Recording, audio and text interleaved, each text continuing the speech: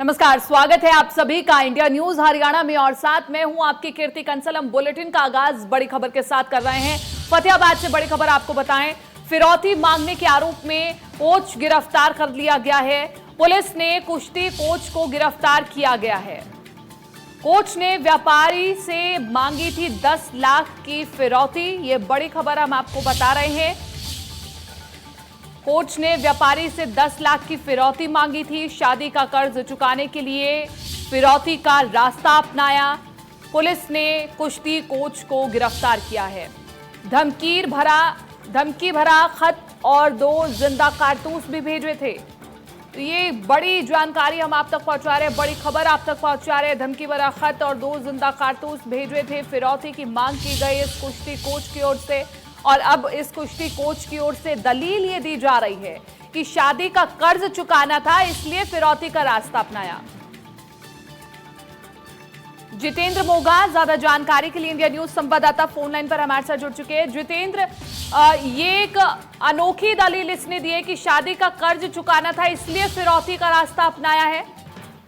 यह साफ तौर पर फतेहाबाद के भोना इलाके का ये जो मामला है और बीती 29 जून को व्यापारी राकेश सिंगला से 10 लाख की फिरौती मांगी गई थी।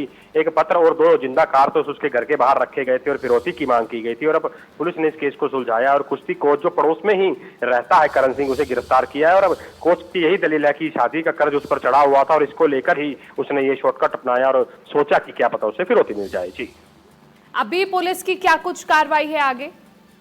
पुलिस ने इस मामले में गिरफ्तार कोच को कर लिया है। हालांकि वारदात में प्रयुक्त मोटरसाइकिल को भी पुलिस द्वारा बरामद जो है वो किया जाना है और आज आरोपी को कोर्ट में पेश कर उसका रिमांड जो है वो लिया गया है। ठीक है, बहुत बहुत शुक्रिया तमाम इस जानकारी के लिए जितेंद्र।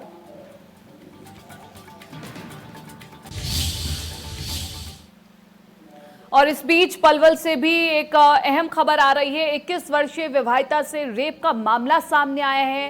रेप का आरोप विवाहिता के जेठ पर लगा है। पीड़िता के मुताबिक उसे जेठ ने होटल पर ले जाकर उसके साथ रेप किया। महिला थाना पुलिस ने आरोपी के खिलाफ मामला दर्ज कर दूसरे इलाके का मामला होने के चलते मामले को संबंधित थाना क्षेत्र में फरीदाबाद ट्रांसफर कर दिया है। पलवल से पूरा मामला, जहां पर पीड़िता ने अपने ही जेठ पर दुष्कर्म का आरोप लगाया और ये कहा कि उसे होटल में ले जाकर के उसके साथ दुष्कर्म किया गया।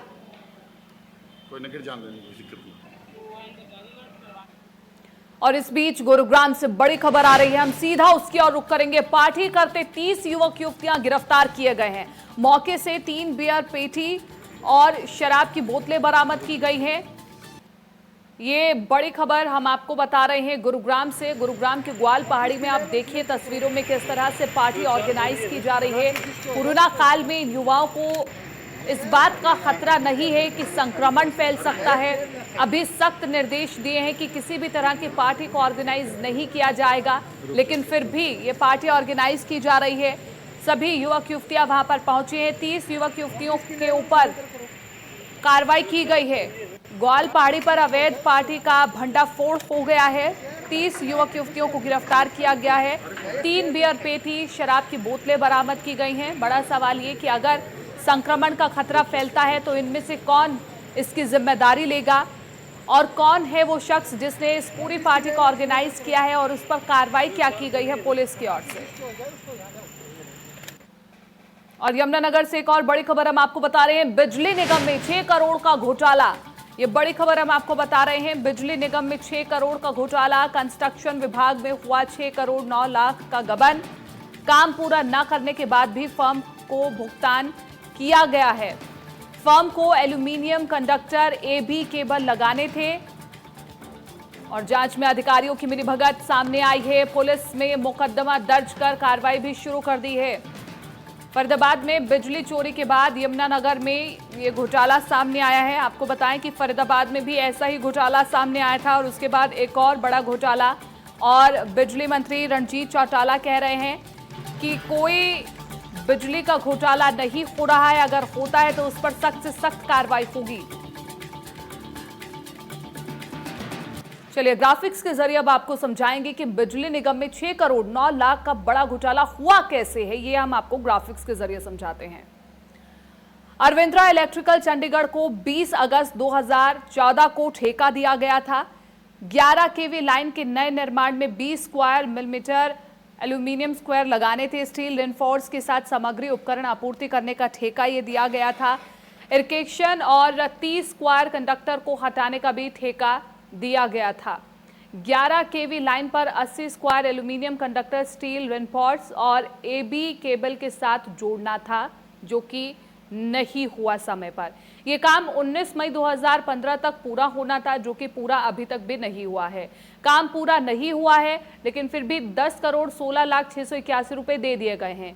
33 फीडर में से 19 फीडर पर ही अभी तक काम हुआ है।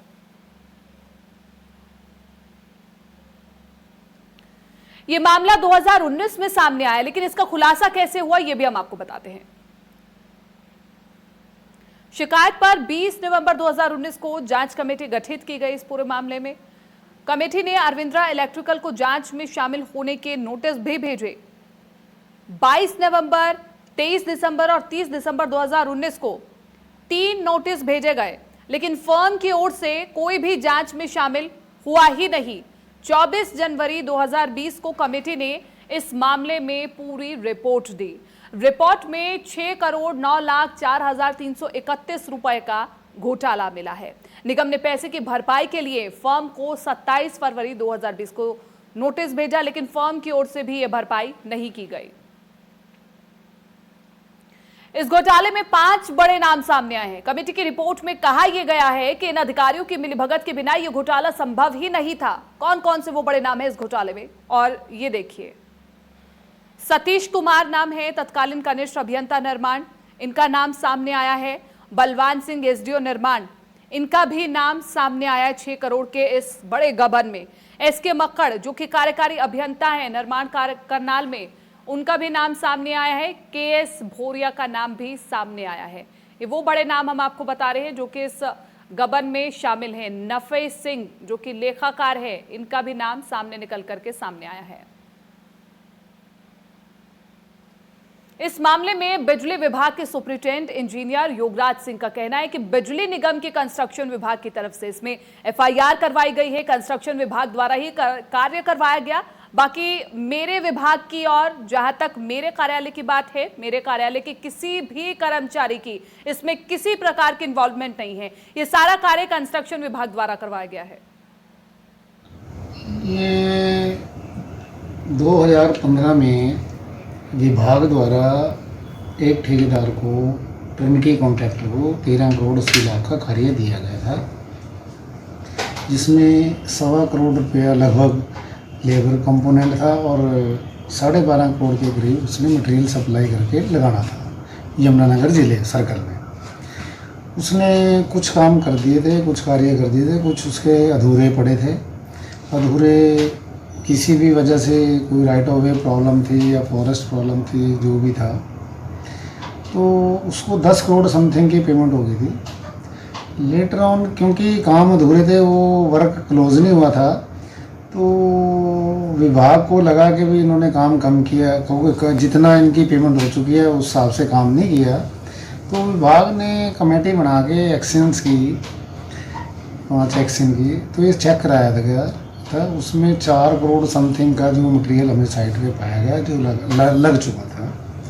तो लगभग कोई 6 करोड़ रुपए का कार्य अभी अधूरा है, या मतलब कि निगम को उसकी भरपाई नहीं हुई। और इस बीच गुरुग्राम में कोरोना ने अपना कहर बरपाया हुआ है, उसकी अपडेट हम आपको बताते हैं। बड़ी और अहम खबर गुरुग्राम से आपको बता रहे हैं, जहां पर कोरोना ने अपना कहर बरपाया हुआ है। लगातार कोरोना का संक्रमण गुरुग्राम में फैलता जा रहा है। एक बड़ा चिंता का विषय शुरू से ही हॉटस्पॉट बना हुआ है गुरुग्राम। आज 80 नए मरीज सामने आए हैं। जिले में मरीजों का आंकड़ा 9,714 पर पहुंच चुका है।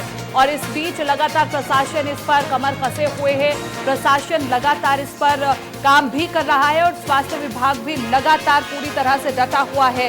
लोगों से बार बार अपील यही की जा रही है कि पूरी तरह से ध्यान रखा जाए बुजुर्गों और बच्चों का, और खुद भी अगर घर से बाहर निकलते हैं तो पूरी तरह से तमाम वो दिशा निर्देश जो दिए गए हैं उसका पालन करना जरूरी है, क्योंकि सबसे ज्यादा खतरा बुजुर्गों को सामने नजर आ रहा है। और जितनी भी मौतें हो रही हैं अधिकतर उनमें बुजुर्ग शामिल हैं। आज भी अगर हम गुरुग्राम की बात करें तो 80 नए मरीज सामने आए हैं।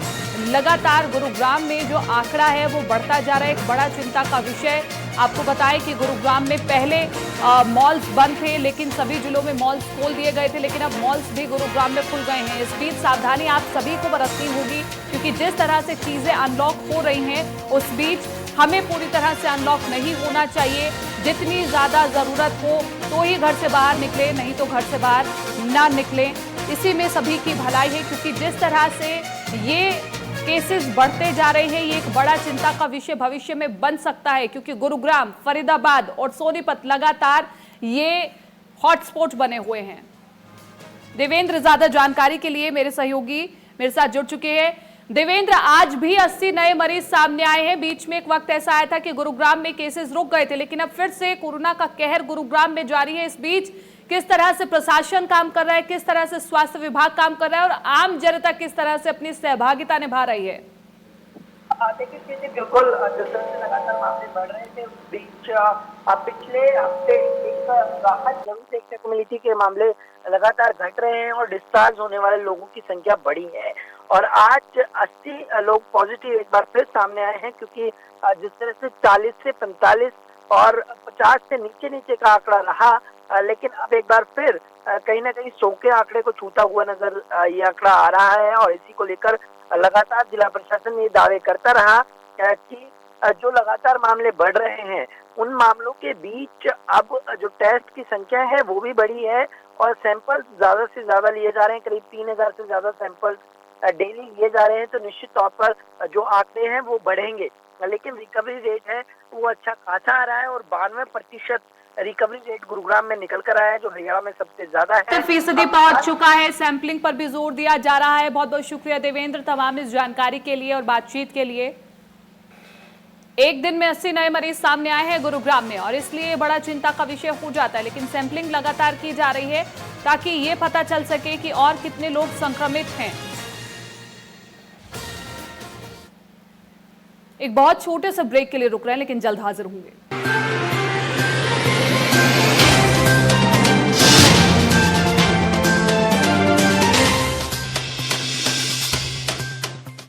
सच्ची सहेली, सच्ची सहेली, सच्ची सहेली।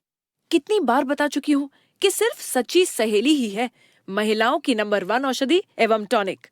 आज ही नजदीकी मेडिकल स्टोर से सच्ची सहेली आयुर्वेदिक सिरप अपने घर ले आएं। हाँ भाई, डॉक्टर साहब भैंस ने काटड़ा दिया था, जर फंस गई। ब्याने से 21 दिन पहले आम फीड डाली होगी। डाली तो थी, फिर तो फंसनी ही थी। आगे से गांठ बांध ली यारा। ब्याने से 21 दिन पहले रोजाना 4 किलो डालो फीड क्लोज अप तारा। साथ में दूध की होगी भरमार और सारी की सारी जर फटाक से बाहर। जल्दी मिले जर से छुटकारा, जब फीड मिले क्लोज अप तारा। पिछले कुछ महीनों से जो चल रहा है, किसी ने सोचा भी नहीं था। जिंदगी में कब क्या हो जाए कोई नहीं जानता। आज ही टर्म लाइफ इंश्योरेंस कराइए policybazaar.com से। अब छोटी छोटी मंथली पेमेंट्स में महंगा नहीं है। policybazaar.com, standard terms and conditions apply. देश प्रदेश खेल और ग्लैमर की हर हलचल, हम रखते हैं सच की तह तक जाने का जज्बा। देंगे आपकी नई सोच को एक नई उड़ान। खबरों का है यही बाजार। आज समाज, पंजाब और हरियाणा का भरोसेमंद अखबार। महाराज जी, ऐसा कहा जाता है जीवन का सार अनोखा है, मृत्यु का श्रृंगार अनोखा है। ग्रंथ तो बहुत है इस दुनिया में, परंतु गीता जी का भाव अनोखा है। सुंदर। तो उसी भाव की चर्चा आज हम आपके मुख से सुनना चाहते हैं।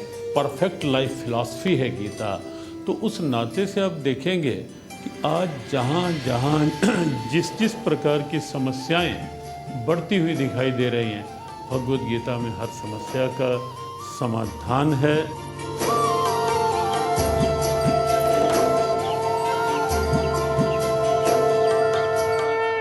सेफ रहिए, सेफ चुनिए। Chinar fabrics presents anti corona fabric in association with health guard Australia, जो कोरोना के खिलाफ 99.94% इफेक्टिव है। So visit your nearest Chinar fabric store. कर सकती है तो ही तो शक्ति है, आदि है, अनंत है, शक्ति है, बलवंत है, तू जगत जीत है।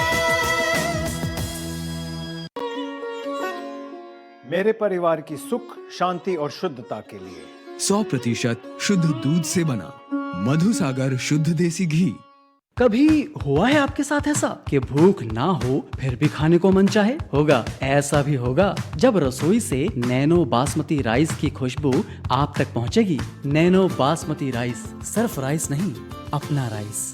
मेरे जैसा कोई दूसरा? चुलबुलापन जिसकी हर बात में घुल जाए, जिंदगी में रंग भर दे। मेरी जैसी मेरी अपनी पताका। पताका चाय, गजब का स्वाद। सच्ची सहेली, सच्ची सहेली, सच्ची सहेली। कितनी बार बता चुकी हूँ कि सिर्फ सच्ची सहेली ही है महिलाओं की नंबर 1 औषधि एवं टॉनिक। आज ही नजदीकी मेडिकल स्टोर से सच्ची सहेली आयुर्वेदिक सिरप अपने घर ले आएं।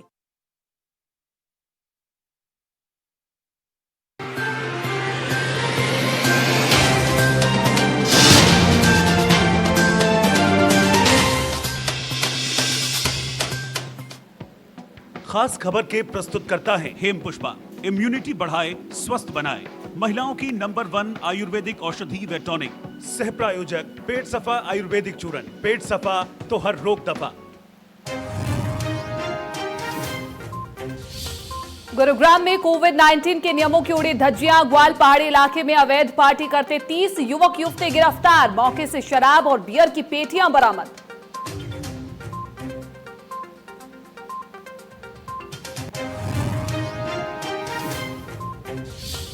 देश में कोरोना ने फिर तोड़ा रिकॉर्ड। 24 घंटे में 65,000 से ज्यादा संक्रमित, 875 ने गंवाई जान, 52,000 से ज्यादा हुए ठीक। एक्टिव केस 6,28,000 के पार।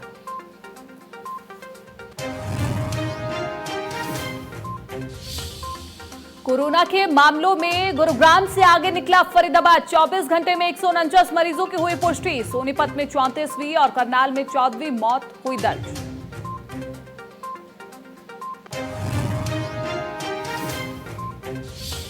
दिल्ली में यूपीएससी टॉपर ने सीएम मनोहर लाल से की मुलाकात। सीएम ने टॉप करने पर दी बधाई। कहा, प्रदीप ने सोनीपत ही नहीं पूरे प्रदेश का नाम किया रोशन। देश अब आत्मनिर्भरता की ओर आगे बढ़ने लगा।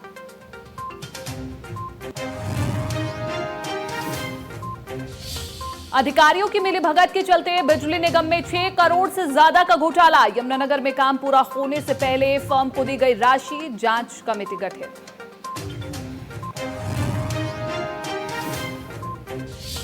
भारत छोड़ो आंदोलन की 78वीं वर्षगांठ पर देश भर में श्रमिक संगठनों का सत्याग्रह आंदोलन। हरियाणा में भी जगह जगह प्रदर्शन। आशा वर्कर, पीटीआई, सफाई कर्मचारी और कई क्षेत्र के कर्मचारी शामिल।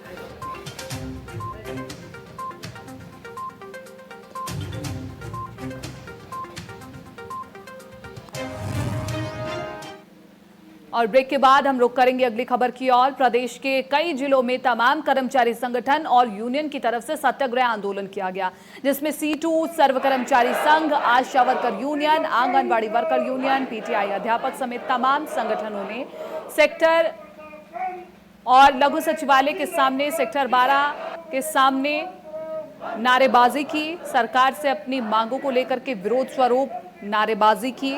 6 तस्वीरें हम आपको दिखा रहे हैं।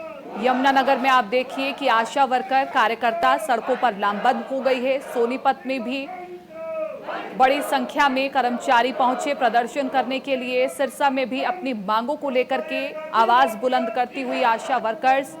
नारनौंद में भी सफाई कर्मचारी, पीटीआई शिक्षक अपनी आवाजों को बुलंद करते हुए, और गोहाना में भी हाथों में बैनर लेकर के प्रदेश सरकार से अपनी मांगों को पूरा करने की गुहार लगाते हुए।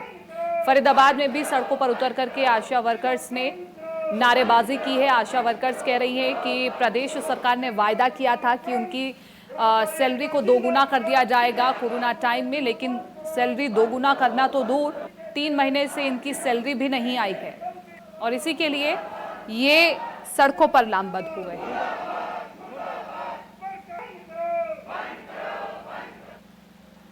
नारनौंद में भी सर्व कर्मचारी संघ और ट्रेड यूनियनों ने एसडीएम कार्यालय पर प्रदर्शन किया। उन्होंने प्रदर्शन करते हुए नारनौंद के एसडीएम कार्यालय के पूरे शहर में पैदल मार्च निकाला। करीब 152 लोगों ने नारनौंद थाना पहुंच करके गिरफ्तारी दी। जायजा लिया है हमारे संवाददाता हरकेश जांगड़ा ने। आज पूरे देश में जहां सत्याग्रह आंदोलन किया जा रहा है, वहीं नारनौंद में भी इसी के तहत सर्व कर्मचारी संघ व ट्रेड यूनियनों के जो भी सदस्य हैं उन्होंने आज एसडीएम कार्यालय में पहुंचकर जोरदार प्रदर्शन किया है। आइए हम उन्हीं से बात करते हैं। जी, क्या नाम है आपका? रोहतास शर्मा, सर्व कर्मचारी संघ ब्लॉक नारनौंद के प्रधान पद पर कार्यरत हूँ। किन मांगों को लेकर आप ये प्रदर्शन कर रहे हैं? आज का जो हमारा आंदोलन है, प्रदर्शन है, जेल भरो आंदोलन है, उसका मुख्य उद्देश्य जो सरकार सरकारी महकमों को बेचने जा रही है, सरकारी महकमों का निजीकरण कर रही है, पूंजीपतियों को बढ़ावा दे रही है और आम जो रोजगार के महकमे हैं उनको रोजगार को खत्म कर रही है, बेरोजगारी बढ़ रही है, उसके विरोध में जिस तरह 1942 में सत्याग्रह आंदोलन चला था, उसी कड़ी के तहत आज हम सत्याग्रह आंदोलन का रूप बनाकर जेल भरो आंदोलन शुरू कर रहे हैं। ये प्रोग्राम भिवानी में आज झमाझम बारिश हुई है, जिससे लोगों को गर्मी से राहत मिली है। किसानों के लिए भी ये बारिश काफी फायदेमंद बताई जा रही है। दक्षिण हरियाणा के राजस्थान से सटे इस अर्थ मरुस्थल इलाके में तो बारिश का महत्व और भी बढ़ जाता है, क्योंकि यहाँ नहरी पानी की बेहद किल्लत है तथा कृषि बारिश के पानी पर ही निर्भर करती है। ऐसे में इन दिनों कपास, ज्वार, बाजरे की फसल के लिए बारिश को उत्तम पानी मिल जाता है। भीषण गर्मी और तपती दोपहरी के बाद अब तापमान में गिरावट दर्ज की गई है। तेज़ बारिश भिवानी और आसपास के इलाकों में देखी जा रही। मेरे पीछे की तस्वीरें भिवानी के फांसी चौक की हैं, जहां बारिश के बीच आप देख पाएंगे किस तरह से जल भराव की स्थिति भी यहां पर पैदा हो चली है। तापमान में चूंकि गिरावट दर्ज की गई है, उमस से लोग काफ़ी बेहाल थे और इस वजह से अब एक बात कही जाएगी कि राहत की बात है। कुछ लोग यहाँ पर मौजूद हैं। सर, बारिश हुई है, बारिश से कितना फ़ायदा मिलेगा? बारिश से अब गर्मी से बहुत ज़्यादा फ़ायदा मिला है, ठंडक हुई है। पहले बहुत गर्मी हो रही थी, अब बारिश से मतलब बहुत ज़्यादा राहत ही मिली है। कितनी राहत मिलेगी बारिश से, जिस तरह से तापमान में गिरावट दर्ज की? सर, जिस तरह से लोग अपने काम करने के लिए परेशान थे भीषण गर्मी से, तो जो बारिश हुई है उससे लोगों को काफ़ी फ़ायदा होगा और ठंडक भी मिलेगी। जाहिर तौर पर सर बारिश हो रही है, मैं नहीं कह सकता।